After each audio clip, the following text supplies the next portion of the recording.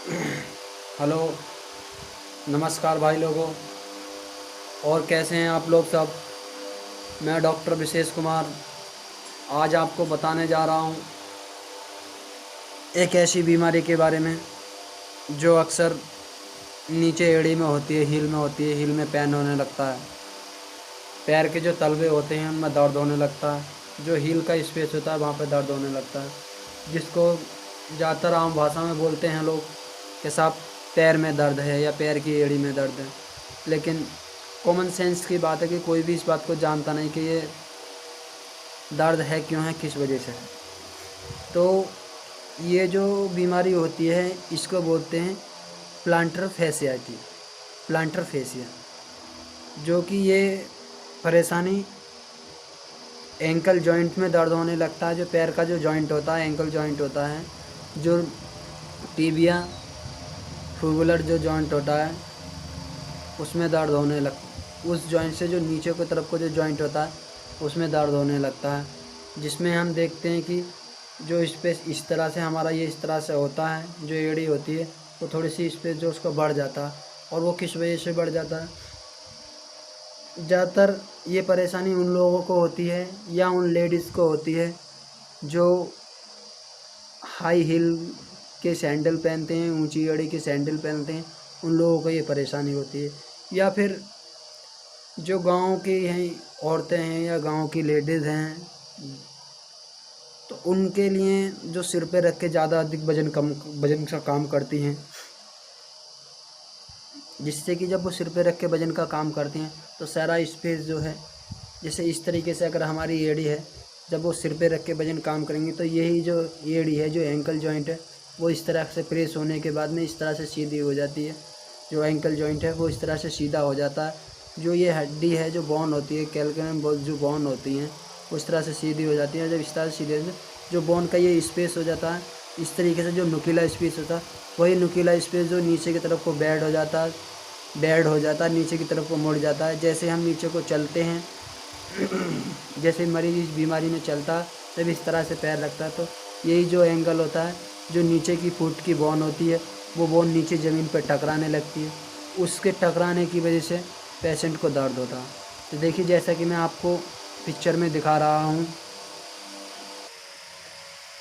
देखिए जैसा कि मैं आपको चित्र में दिखा रहा हूँ, ये जो परेशानी है, जैसे कि अगर हम इस तरह का शूज पहनते हैं, इस तरह के अगर चप्पल पहनते हैं, सैंडल पहनते हैं, इस तरह के या शूज पहनते हैं तो हमें कोई परेशानी नहीं होती है। अगर हम इस तरह का शूज पहनने लगते हैं या सैंडल पहनने लगते हैं तो हमें ये बीमारी, ये जो नॉब है वो इस तरफ को थोड़ा सा सीधी हो जाती है और ये जो नॉब है ये नीचे ज़मीन पर टकराने लगती है। इस तरीके से ये स्पेस जो नीचे आ जाता, और जब हम इस तरह नीचे को चलते हैं तो ये जो स्पेस है, ये जो बोन है, ये बोन जो है अर्थ से टकराने लगती है, पृथ्वी से टकराने लगती है, डायरेक्ट ये टच हो जाती है। तो इसके टच होने की वजह से यहाँ पे दर्द होने लगता है। अगर हम इस तरह के सॉल पहनेंगे तो हमें ये परेशानी कभी भी नहीं होगी। इस तरह के जूते चप्पल पहनेंगे तो हमें किस तरह की परेशानी कभी नहीं होगी। और इसके बाद जैसा कि मरीज़ को ये जैसे प्लांटर फेसिया है, जैसे कि मरीज़ को बताता है कि हमारा जो पैर का स्पेस है, तो ये जैसे कि स्पेस थोड़ा सा इधर को निकला होता है, ऐसे निकला होता था ना, उसका इस तरह से स्पेस नहीं होता है। उसके जो पैरों का जो स्पेस है, जो पैरों का साइज़ है, वो पूरी तरीके से बदल जाता है। जैसा कि पैर में इस तरीके से थोड़ा सा गड्ढा होता है, लेकिन जिसको ये प्लांटर फेसियाटी बीमारी हो जाती है, ये प्लांटर फेसिया हो जाता है, तो उसके पैर में यहाँ पर स्पेस में गड्ढा नहीं रहता। उसका ये जो गड्ढा है, जो स्पेस है, वो इस तरीके से जब ये बोन यहाँ से टकराती है, ये बोन नीचे की तरफ को आ जाती है, तो ये जो स्पेस है, जो नीचे का जो सॉल होता है पैर का, वो पूरी तरीके से सीधा होता है, सीधा हो जाता है, स्ट्रेच हो जाता है। और यहाँ का जो स्पेस इस तरीके से बना होता है वो इस तरीके से नहीं रहता, ये पूरी तरीके से समतल हो जाता है। इस वजह से मरीज को, पेशेंट को दर्द होने लगता है। जो प्लांटर फेसिएटा की बीमारी होती है, हील की बीमारी होती है या दर्द पैन की बीमारी होती है, वो लोग बताते हैं कि हमारे इस एंगल पे ज़्यादा दर्द होता है। और यहाँ की जो मांसपेशियाँ हैं, जो ये यहाँ की जो मसल्स होते हैं इतने एरिया की, अगर हम उसको उंगली से टच करने के बाद में देखते हैं तो ये जो स्पेस है ये बहुत तरीके से ठस हो जाता है, ठोस हो जाता है, इसमें स्पास्टिसिटी आ जाती है, इसमें कड़कपन बहुत ज़्यादा आ जाता है। तो यह इसकी पहचान होती है पूरी तरीके से। अब मैं आपको बताऊंगा कि इस बीमारी से हम किस तरीके से निजात पा सकते हैं, इस बीमारी को हम किस तरह से ठीक कर सकते हैं। तो जैसा कि अभी आपने पिक्चर में देखा, इस कंडीशन जिस व्यक्ति को भी हो, जिस पेशेंट को भी हो, तो वो सोच ले कि हमको प्लांटर फेसिया की बीमारी है, प्लांटर फेसिया हमको पूरी तरीके से हो गया है। अब हम इसके लिए बचने के लिए किस तरीके से निजात पाएँ। तो हम अपने पैरों को कम से कम, जैसा कि आप चित्र में देख रहे हैं, इतना, या अपनी एड़ी से एक बिलान पूरा नाप करके एक बिलान पूरी तरीके से नाप करके उसे हल्के गुनगुने पानी में सुबह मॉर्निंग में सुबह गुनगुने पानी में पैरों को रखें। और पैरों को रखने के बाद में उनमें इस तरह से मूवमेंट करते रहें। कम से कम 10 मिनट के लिए इस तरह से मूवमेंट करें और पैरों को करते रहें। फिर उसके साथ साथ जैसा कि हमने देखा है, पैर पे जहाँ पे एंकल जॉइंट होता है, जो जॉइंट होता है जहाँ पे हड्डी होती है, उस जॉइंट पे इस तरह से हल्के हल्के रबिंग करें। उससे रबिंग करने के साथ साथ जो आपकी मांसपेशियाँ हैं, जैसा कि आप जॉइंट में देख रहे हैं, इस तरह से आप उसमें रबिंग करेंगे। जो मसल्स स्पास्टिसिटी आ गई है, कड़कपन आ गया है, तो वो कड़कपन धीरे धीरे कम हो जाएगा, और वहाँ पे पूरी तरीके से ब्लड सर्कुलेशन होने लगेगा। जब वहाँ पे ब्लड सर्कुलेशन होने लगेगा और कड़कपन कम हो जाएगा, तो आपको धीरे धीरे दर्द कम हो जाएगा। और जैसा कि आप अगर उससे गर्म पानी में रखेंगे, हल्के गुनगुने पानी में करेंगे और इस तरह से मूवमेंट देंगे, और जब आप उसे इस तरह से मूवमेंट देंगे, तो जो नीचे की बोन होती है, कैल्किनम बोन होती है, जो उसमें छोटे छोटे स्पोर्स बन गए हैं, कांटे से बन गए, वो धीरे धीरे स्पोर्स भी जो धीरे धीरे कम होने लगेंगे। और जब वो कम होने लगेंगे तो आपके दर्द भी कम होने लगेगा और आप अपनी इस बीमारी से निजात भी पा सकते हैं। और जैसा कि आप अपने पैरों को पूरी तरीके से पानी से निकालने के बाद में अपने पैरों को इस तरह से सीधे कर लें। इस तरह से सीधे करने के बाद अपने पैर का पंजा पकड़ के इस तरह से मूवमेंट करें।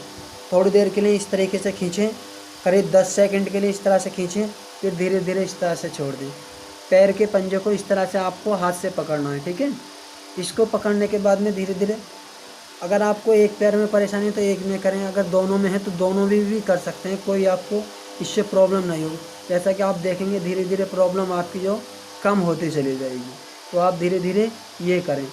और उसके साथ साथ बाकी अपने पंजे को सुबह उठते इस तरह से मूवमेंट दें, पैर के पंजे का मूवमेंट करें। और जैसे कि नीचे जो पैर का तलवा होता है, सॉल होता है, तो उसमें हम इस तरह से लें कोई भी चीज़ को, जैसा कि कोई भी बड़ी से बड़ी अच्छी चीज़ जैसे कि बेलन होते हैं, तो हम उसको इस तरह से लें, पैर के तलवे में इस तरह से रबिंग करें। इस तरह से धीरे धीरे एको प्रेशर की तरह इस तरह से प्रेशर दें और इस तरह से धीरे धीरे रबिंग करें। इससे रबिंग करने के साथ साथ भी जो नीचे छोटी छोटी मसल्स होती हैं, जो स्टेपस होती हैं, जो फेलेंजेस बोन होते हैं, जो फेलेंजेस मसल्स होती हैं, जो फेलेंजेस नर्व होती हैं, जब आप इस तरह से नीचे इस तरह से ग्लेडिंग करेंगे, इस तरह से प्रेशर देंगे, ग्लेडिंग करेंगे, तो वो जो नसें जो आपस में इस तरह से चिपक गई हैं, तब आप उन्हें इस तरह से, जब वो चिपक गई हैं, जब आप उनमें इस तरह से ग्लेडिंग करेंगे, तो वो धीरे धीरे इस तरह से खुलने लगेंगी। और जब वो खुलने लगेंगी तो उनमें ब्लड का जो संचालन है, जो सर्कुलेशन है, पूरी तरीके से होने लगेगा। और जब वो सर्कुलेशन होने लगेगा तो आपको कोई परेशानी नहीं होगी। अच्छा भाई लोगों, मैं डॉक्टर विशेष कुमार स्वागत करता हूं आपका अपने यूट्यूब चैनल में। मेरे यूट्यूब चैनल को आप लाइक कीजिए, सब्सक्राइब कीजिए। वैसे तो मैं हर रोज़ या दूसरे तीसरे दिन वीडियो डालता हूँ यूट्यूब पे। अक्सर अब लॉकडाउन चल रहा है तो लोगों की जो कंप्लेन है वो ज़्यादातर फ़ोन पे ही रहती हैं, बात करते हैं। आपको अगर किसी भी तरह का एक्सरे, MRI अगर मेरे लिए दिखाना है तो आप अपने मेरे इस व्हाट्सएप नंबर पे आप उसकी फ़ोटो खींच के मेरे पास भेज सकते हैं। मैं आपको फ़ोन पे भी कंसल्ट कर सकता हूँ। जैसा कि आप वीडियो में देख रहे हैं, ये मेरा पता है। अगर आप मेरे आसपास के, मेरे इलाके के हैं तो मेरे पास आके संपर्क कर सकते हैं, जैसा कि आप मेरे इस कार्ड में देख रहे हैं। अच्छा, नमस्ते भाई लोगों, धन्यवाद। चैनल को लाइक और सब्सक्राइब कीजिए और कमेंट में अपनी राय ज़रूर दीजिए। अगर आपका जिस तरह का भी कमेंट मिलेगा मैं उसी तरह से वीडियो बनाऊँगा। चाहे वो कान की बीमारी हो, गर्दन की बीमारी हो, पेट की बीमारी हो, मैं हर तरीके से कोशिश करूँगा कि आपकी मदद कर सकूँ और वीडियो बना सकूँ। आप कमेंट में अपनी राय ज़रूर दीजिए, जो भी होगा मैं आपको रिप्लाई ज़रूर दूँगा।